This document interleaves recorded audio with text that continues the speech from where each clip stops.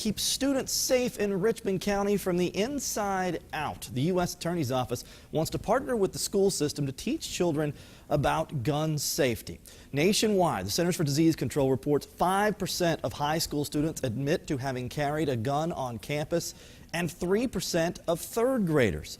National Association of School Psychologists says 80% of those guns were brought from the home of a friend or relatives. And you know, those numbers hit home a couple of weeks ago. Nicole Snyder picks up the story live from there in the newsroom. John, the third grader who fired a gun in an Augusta classroom last month caught the attention of U.S. Attorney Ed Tarver. A representative made a presentation before the school board today in hopes of educating students about the dangers of weapons. The shooting in a third grade class at W.S. Hornsby School shocked parents and students.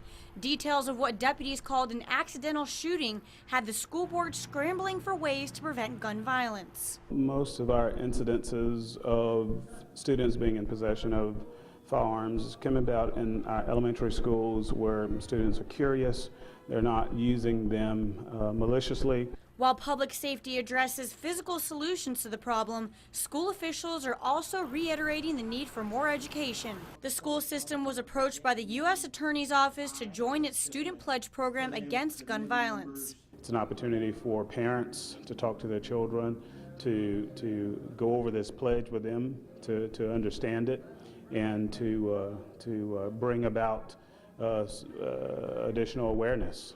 The students make 3 promises, quote, I pledge I will never bring a gun to school, I will never use a gun to settle a dispute, I will use my influence with my friends to keep them from using guns to settle disputes, end quote.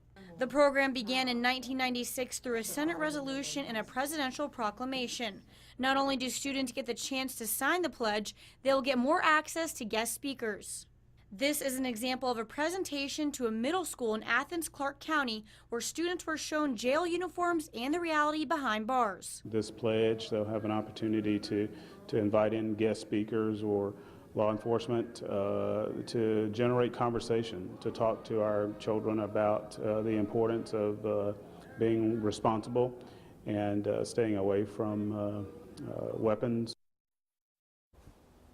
The school board will officially vote to initiate the program next week. Once approved, the program will start as early as mid-October. Live in the newsroom, Nicole Snyder, WJBF News Channel 6.